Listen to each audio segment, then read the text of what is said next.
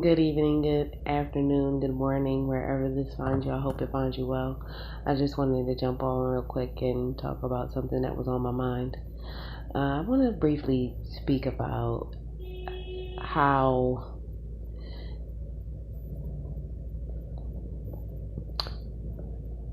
the sins of the father. Let's be frank. Let's just jump right in. You know, there's a such thing as called a spiritual debt. Just like credit in the 3D world, in the world that we live on, in the earthly plane, there's a such thing as credit. There is also a such thing as spiritual credit. And just like credit in the earthly plane, some people feel like they can spend,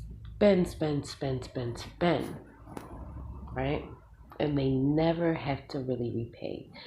They never have to pay the bill. They just spend, and they never really take into consideration how much they're going to have to pay in the end.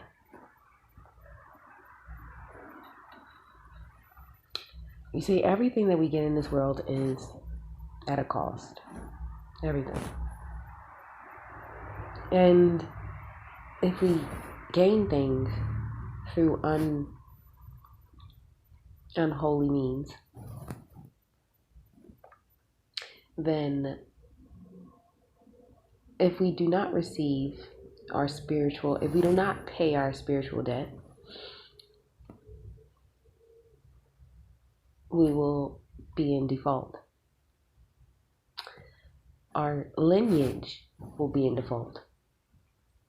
So when people say the sins of the father, they mean that there were indiscretions that someone did long ago that still impacts their kinfolk today. And I think that it's very important for all of us to understand that this is real, that the people, the places, and the things of the past have always been and always will be. There's nothing new underneath the sun. It's important for us to understand that we are susceptible to the same pitfalls that our ancestors fell into.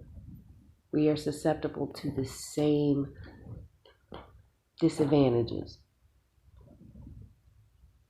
And sometimes we do have to pay off spiritual debts, and we don't understand why.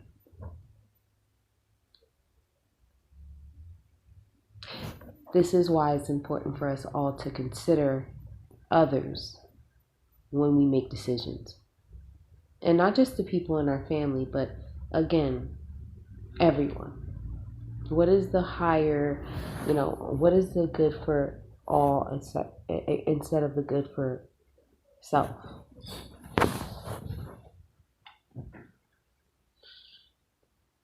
We can't be so self-concerned. We can't be so self-obsessed, material driven by satisfaction and dopamine, driven by some sense of accomplishing happiness through outside means.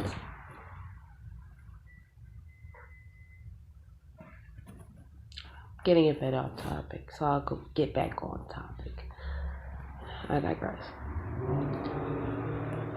The main basis for this conversation that I'm trying to spark is that it's important for people to understand that there's nothing that you do that goes unnoticed in this world, and that if you move in this world, if you plant seeds of doubt, deception, division, dismemberment, chaos, and confusion, you will reap what you sow. Likewise for the opposite. So be more discerning, be more mindful.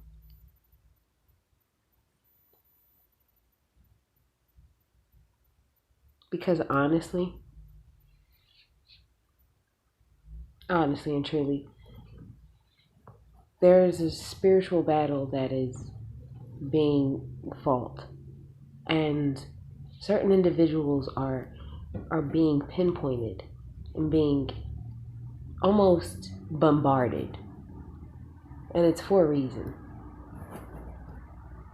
The only way that we can see these things is by being more mindful, to be more still, to be more quiet.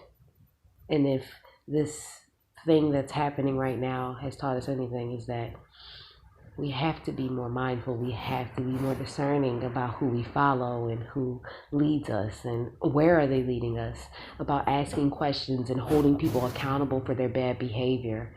And if people can't be held accountable, then they don't need to be a part.